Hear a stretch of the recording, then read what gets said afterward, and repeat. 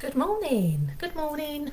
Today I want to talk to you about how every single one of us is blessed to be able to heal ourselves. And some people think when I say stuff like this, I'm talking woo woo. But listen to me, right? Just hear me out. When you've got a pain in your body, how many of you reach for the paracetamol, the ibuprofen? Oh, I'll say it in a second. Ibuprofen. How many of you actually do reach for those to ease the pain? Um, it's a pharmaceutical and it works wonders. It works wonders to ease the pain. But what you're doing is when you're easing the pain, which sometimes we have to. Sometimes we have to do stuff to help us ease the pain. But it's not healing you. It's not healing you.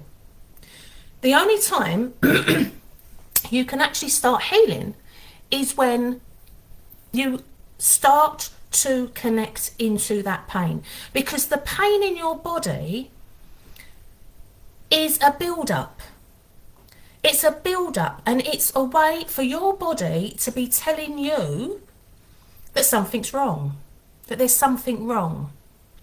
Now, our brain is wonderful in so much as it's very complex, but it's also very simple in so much that we have our consciousness and we have our awareness, and we only have 5% of our brain is conscious at any given time.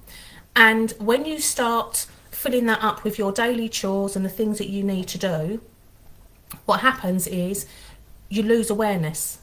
You lose awareness because you're only focused on those tasks at hand. But our subconscious brain is where we store everything. We store our memories, we store our trauma, we store our experiences, whether they're good or bad, and we also store how they have affected the body and the emotions. And that's why we get triggered if we haven't healed.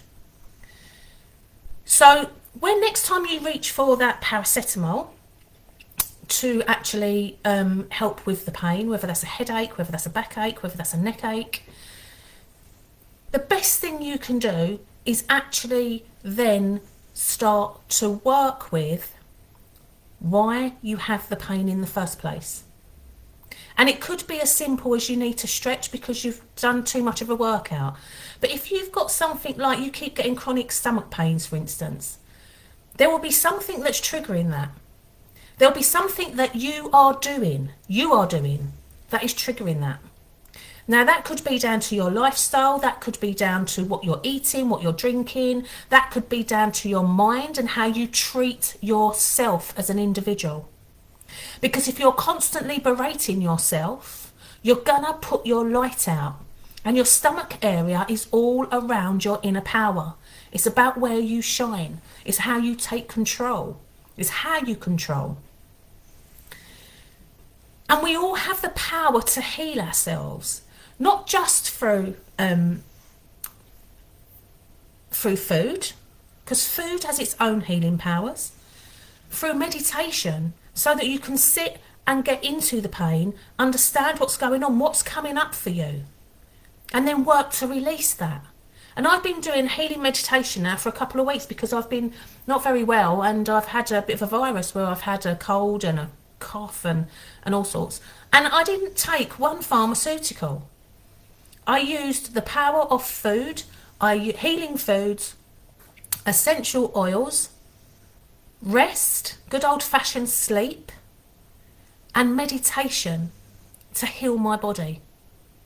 And everybody can do this. We spend far too much of our time relying on other people to help us get better, to feel better, to look better, to think better.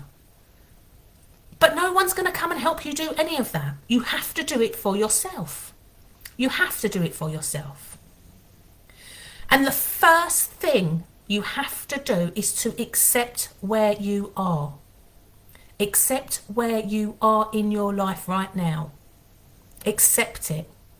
Embrace it. Own it.